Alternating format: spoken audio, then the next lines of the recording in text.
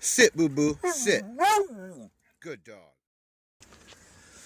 Okay, today we're going to talk about my kitchenette, whatever the heck you want to call it. Remember, this trailer's a 71, so it's 43 years old. They didn't expect people to have toaster ovens and microwaves back then. This will be soon replaced with an LED light like what I have over my bed right now. Rack is self-explanatory. It's a spice/junk rack. I put in a mail holder here. Also hangs my keys. Most of this is rust, where the chrome has peeled away over the years. I'd kind of like to take the whole thing, sand it down, and have it dipped in chrome, but that's going to cost more than I want, so I'll probably just clean it up and paint it. Or I may just roll with it, you know. I usually have things on top of it, so even though it's kind of ugly, it's not the end of the world. My thermometer, this is bad. This is how I've got my toaster oven and microwave attached so that they don't come off. And that's what we're going to address today. It'll take me a couple of pieces of steel, attach them there, make a bend up here, put another 90 down at the bottom, and put some screws through. So that'll keep them from going side to side. And then I'm not exactly sure what I'm going to do here on the front.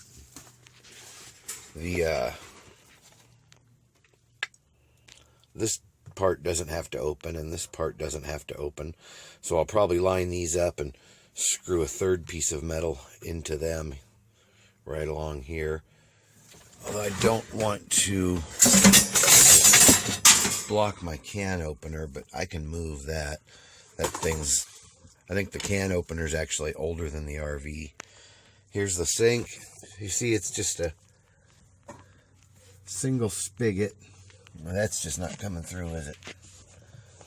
It's just a single nozzle. There's no hot and cold. There is no hot water heater in this RV. When they built it, they just built everything really simple. I can heat my own water. That's not an issue. I've got several different things I can use for that.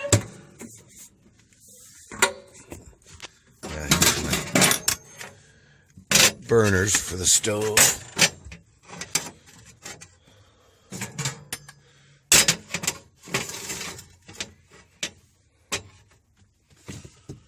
So, this is a magnet that Marlboro sent me. Pretty darn tough magnet. It's a bottle opener, and then it holds the bottle caps inside of it. I think maybe it's supposed to go like this. I don't know. These are my cupboards. I'm half tempted not to open it, but what the heck? What kind of junk does Jimmy eat? Sea salt. It's not pink Himalayan, but it's still better than regular table salt. Powdered milk. I always keep powdered milk in my RV because you never know when you're going to need it to cook with or something like that. Some Progresso soups, chili beans. Oh no, those are olives for when I make my pizzas or my enchiladas. This stuff is great. It's a lot cheaper than Gatorade. It's got potassium in it and a bunch of other things. When you're living on the road and you're not eating regular like a regular person, it's good to have some kind of drinks that are going to give you some of the stuff that your body needs. That's just not going to focus, is it? There we go. So it's not a lot of potassium, but it's better than pure water, and it's got some flavor. These are good. I've never had this flavor, but really easy if you just want some mashed potatoes in a pinch. Tea. I've been trying to drink lots of tea. On this side, we've got some of our Mountain House junk. Spilled sunflower seeds. That's gonna be great. That'll draw in bears. This has got to be a real interesting video. Sorry guys, I don't have anything much better to do right now.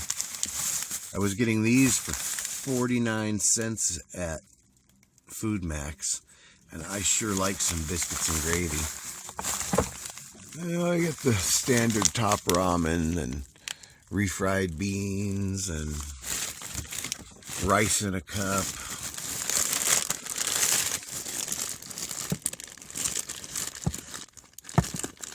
Canned Walmart roast beef. Like anybody's still watching after my camera keeps wandering off. This place is so packed and disorganized right now. I pulled everything out of my storage in Lake Isabella to bring it down here to store at my mom's, but then I realized she didn't have much storage room left, so now I'm taking everything back to Lake Isabella, and in the meantime, my RV's so full I can't even open the door all the way. Baking mix. I keep a lot of Mountain House stuff on hand. I really like Mountain House stuff. All it needs is water. These. I do a lot of paper plates. Not everything I use is paper. I, do wash bowls, but these, you get like 12 of them at Costco for $6. You just add water, put it in a pan with a little bit of oil, and you get hash browns. I like a lot of dehydrated foods because they're less weight. And I've got enough junk in here already. I don't need much more weight.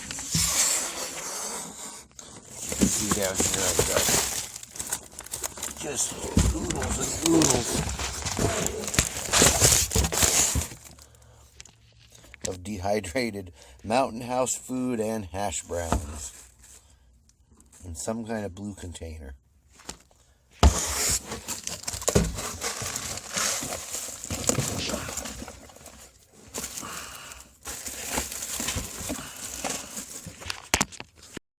This is the lid / bun warmer for my toaster / broiler / convection oven. This thing's actually deep enough that I can cook a smallish large pizza in it. Definitely medium or a small. But until I switch out with that LED bulb, I can't keep the lid on here. So we've just been going it bare. And boy, don't you just love how HD shows you just how dirty things really are when you thought they weren't so bad?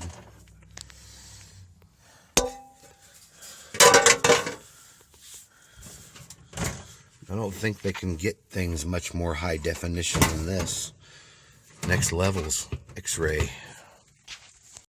Okay, so I had to use whatever I could find at hand, but I did successfully mount these. I don't know what'll happen if I get in an accident at 60 miles an hour, but regular stops and bumps, they shouldn't move around anymore. I wish I had several more of these brackets. I know they're only a few cents, but I just didn't want to go to the hardware store, so I'll camp at a Walmart someday and buy the appropriate brackets. Until then, I just used whatever I have, but it's stopping it from sliding around, and that's the most important part. Over here, I've done even worse.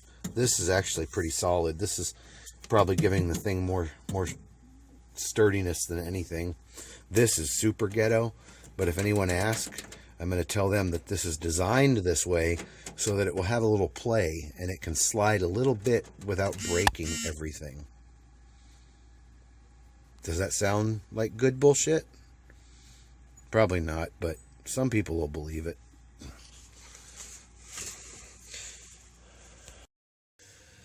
Okay, so this is my first attempt using my tripod. It's precariously perched, so let's hope it holds up. A couple of my favorite cooking devices. This here is the Seth McGinnis can cooker, based on an old creamer can. but it works more like a pressure cooker.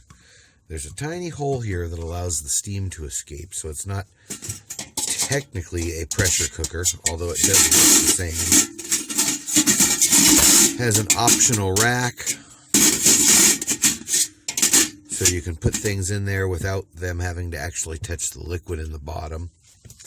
Once you put the lid on,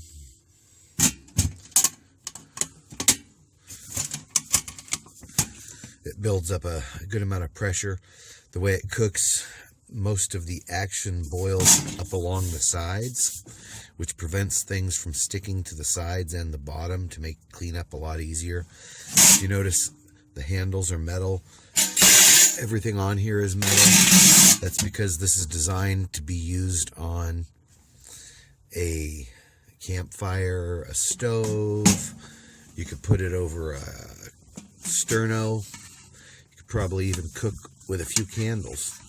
And because it works similar to a pressure cooker, it cooks your things in a much shorter time. Something that would normally take 4 hours to cook in a pot with a regular lid, you can cook in about an hour with this. They have a million recipes on their website. They also have a larger version. So that is my Can Cooker Junior.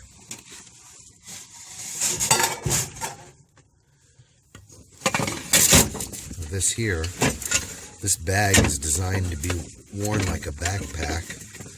It's got a couple of sets of straps here. Once you set it up, it's got the tripod there.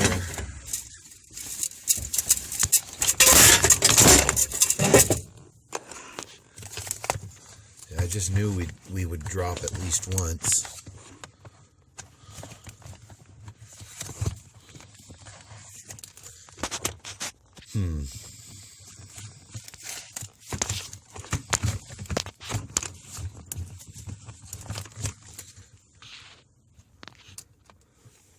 Let's see if this will let us finish.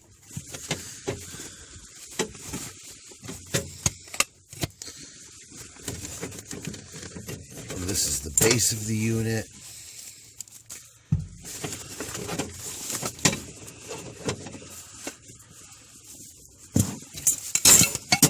Now, the most basic way this works, you set this in here to keep it from tipping. You put your firewood in there, small pieces of bark, whatever you want to use. You fill this chamber with water. Okay, first you beat this chamber with a hammer until it wants to come loose. It's never given me a hard time, of course, until right now.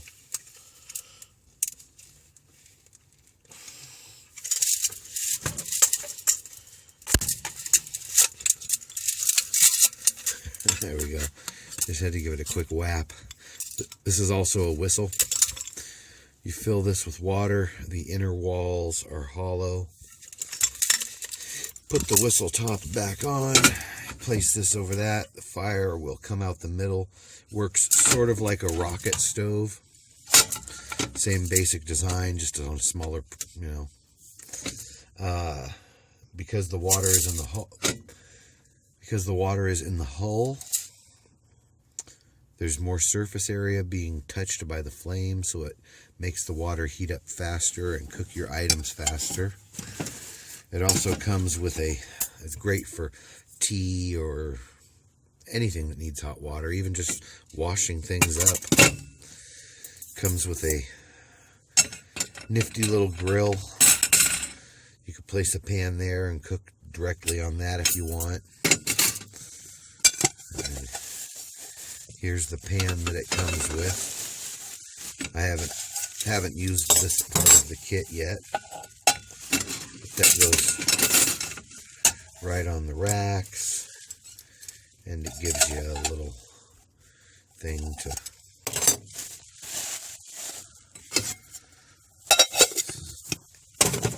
and if you want to cook on it while you're also boiling water, it comes with this nifty little thing. Sits on there, and then your pan sits above there like that until this is how it ultimately works. So you have your fire down here, heating water in these walls, and you're cooking on the top all at the same time. So yeah, in life, do whatever you want to do, and don't let anybody tell you you can't.